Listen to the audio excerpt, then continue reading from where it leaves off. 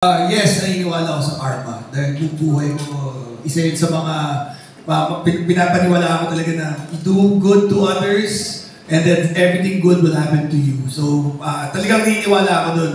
So far naman lahat ng karma ko sa buhay ay maganda. And I'm very thankful for that. Isa sa mga karma ko maganda is dito ako kasama ko magaling na cast na to at ang napakagaling na aming mga director. So, good karma ako so far. Yes, Krista. Yes po, naniniwala din po ako sa karma. And like din kay Paolo, good karma naman siya. And kung nakakaranas naman ako ng bad karma, tinitake ko siya as good karma for me to learn sa mga past experiences. Ganun. Thank you. Krista, sandali. Example ng bad karma na naranasan mo.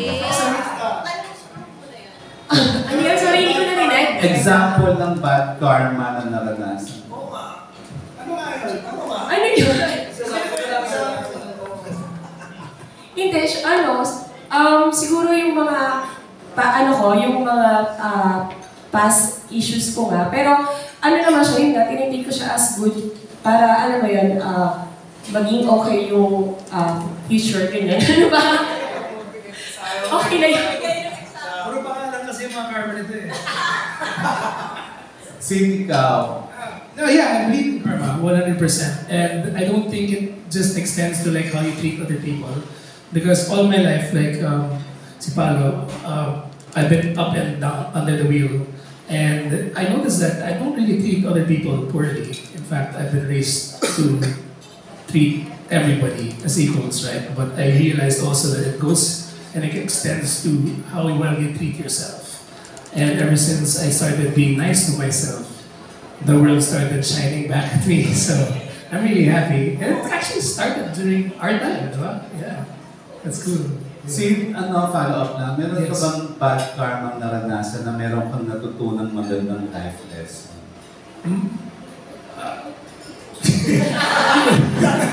Madami!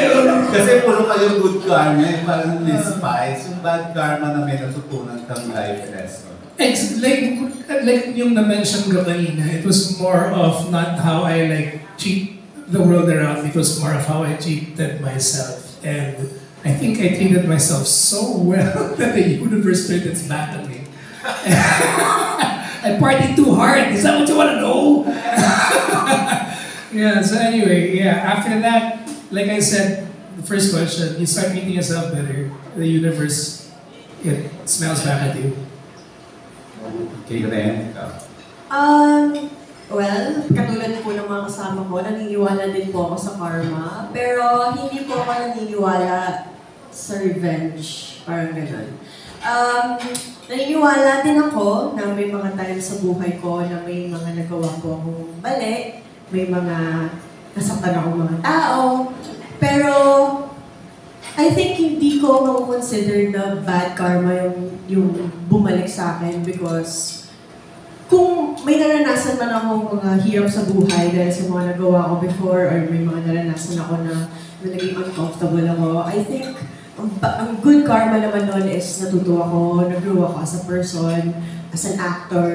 I don't think nandito po ako ngayon kung hindi ako natuto sa mga bawat pagkakabali ko, kung hindi ako nag-fail, kung hindi ako natuto sa bawat mga nangyari sa akin before. But it doesn't mean naman na kapag kinarma ka in a bad way is you're a bad person. Hindi naman po ganun yun. Part siya ng life. Lahat naman tayo nagkakamali. And lahat tayo for sure. Doon sa bawat bad karma na yun, may natutunan tayo. And for me, kung meron ka natutunan after nun is, it's a good karma for me. Yun. Ako 100% naniniwala ako sa karma. Kaya nga nagkaroon ng karma. Kasi ako nagsulat din ng pelikula na to. Of course, there's always good and bad karma, but at the end of the day, bottom line, universe will always find a way para itama kahit na nagkaroon ng... wala namang perfectong tao.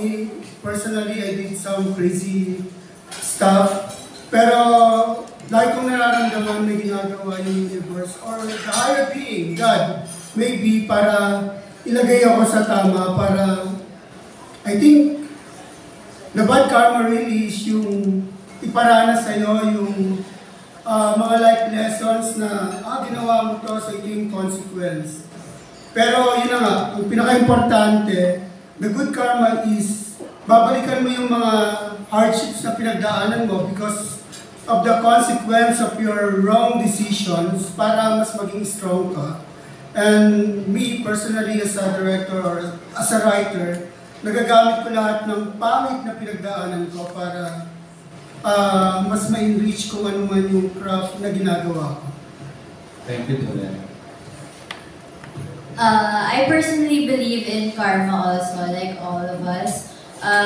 Karma can only be bad if we won't take it as a lesson. So, pagka pinalagpas natin lahat ng mga masasamang ginawa natin and like Direk said, yung universe nagbibigay na sa'yo ng signs, tapos hindi mo pa rin inaayos kung ano yung mga dapat mong ayusin sa sarili mo, then you'll forever be in a bad state. So, good or bad karma, it's something we can all learn from. Yeah, naniniwala ako sa karma. Like, lahat ng sinabi ng mga friends ko, pag-usapan din natin yung religion, lahat din naman sinasabi nila na just do good and good things will come. Kahit na you feel na parang hindi. Pero dahil sa karma, it will. Yun lang. Thank you so much. Thank you. Actually, side story lang, sila nilang beses kami iniyakan na rin. So, Kasi pag tinignan mo kasi si Ren, parang kaya-kaya niya lahat. Pero sa totoong buhay, palagi siyang nagkakaroon ng doubt na, Direk, kaya ko ba ito? First time ko mag-a-action. Actually, nung matinding shooting sa Baguio, puro vitality yun, ilang beses siyang umiyak, tapos sabi niya, Direk, hindi mo kaya, bla bla. Hindi, Ren, kaya mo yan. Nagawa mo na nga yung mga nakaraang eksena. Pero nung ginawa niya, kapag napanood niya, magaling talaga sila. Siguro yung self-doubt, na-reinforce din nun yung gagalingan niya talaga para sa kanya. So, anyway, kaya na rin. Magaling siyang action star. Anyway, yung mga struggles natin, siyempre alam naman natin na unang-una, pag sinurvey natin ang Philippine cinema, normally ang mga lumalabas lang naman sa atin puro mga rom-com, family drama, kasi alam natin lahat na mahal gumawa ng action films. Kaya nga sobrang nagpapasalamat ako sa mga producers. Of course, si VJ. Si VJ actually ang nagtawid sa akin, palakpakan natin si VJ.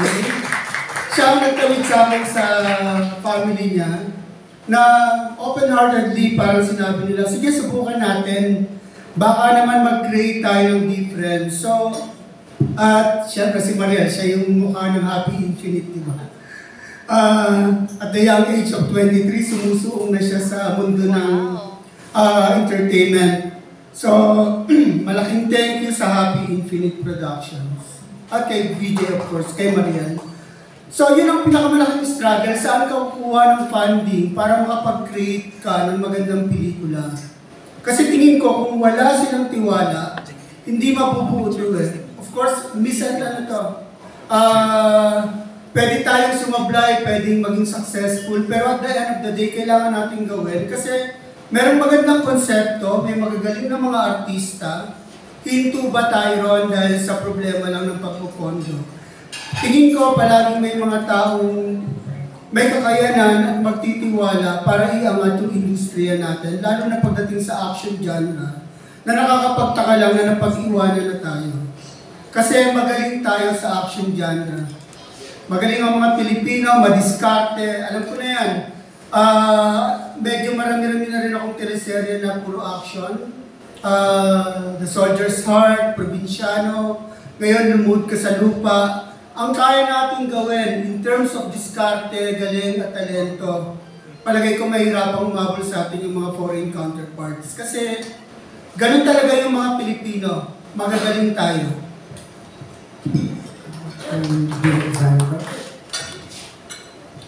Siguro pinaka-struggle para sa akin, yung hindi magbigay ng more than doon sa in-expect kasi sobrang galing nila. Pare-pareho kaming uhaw lahat para ibigay sa inyo yung dapat namin maibigay and more. So, struggle siya na ma-meet yung expectation not only the fans but sila mismo. Kasi mahal na yung proyekto, mahal namin yung proyekto. So yun. Yun po. Comment ko lang yung register ni Ren, parang Angelina Jolie tuloy. Yes. Kung pinapanood ko yung trailer. Yes. Congrats, Ren. Thank you po.